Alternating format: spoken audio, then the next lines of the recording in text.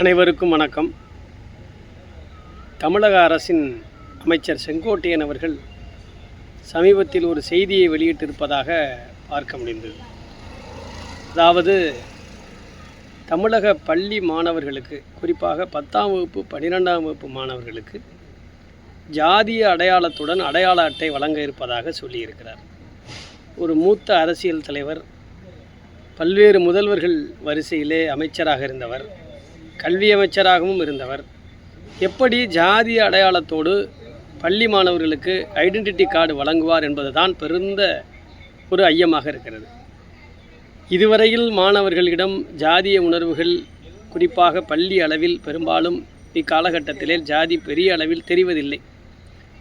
அதிகபட்சமாக சொல்லப்போனால் 9ஆம் வகுப்பு வரையில் கூட பல மாணவர்களுக்கு ஜாதி என்றால் என்னவென்றே தெரியவில்லை. அவ்வாறு தான் ஓரளவுக்கு இணக்கமாக பள்ளிகளிலே படித்து கொண்டிருக்கிறார்கள். ஆனால் இன்றைக்கு தமிழக அரசாங்கம் ஜாதியோடு அடையாள அட்டை வழங்கினால் அந்த அடையாள அட்டை பார்க்கக்கூடிய ஒவ்வொரு மாணவனும் மாணவியும் ஜாதி என்கின்ற இடத்திலே தன்னுடைய நண்பன் ஒரு ஜாதி, இன்னொரு நண்பன் இன்னொரு ஜாதி என்று குறிப்பிட்டிருக்கிற பொழுது அது எவ்வளவு பெரிய ஏற்றத்தாழ்வுகளையும் எவ்வளவு பெரிய பிரிவினையை ஏற்படுத்தும் என்பதை கிஞ்சித்தும் அமைச்சர் செங்கோட்டையன் உணரவில்லை. இதை தமிழக அரசு உடனடியாக வாபஸ் பெற வேண்டும். இது மாபெரும் ஜாதிய பிரிவினையை பள்ளி மாணவர்கள் மத்தியிலே உருவாக்கும். எந்த வகையிலும் அதில் எல்லளவும் ஐயமில்லை.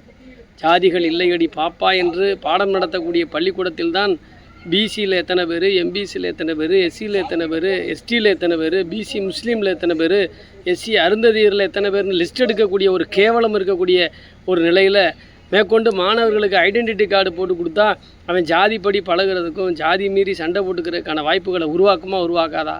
இதை உடனடியாக தமிழக அரசு பள்ளி கல்வித்துறை தடுத்து நிறுத்த வேண்டும். அமைச்சர் இதனை வாபஸ் பெற வேண்டும்.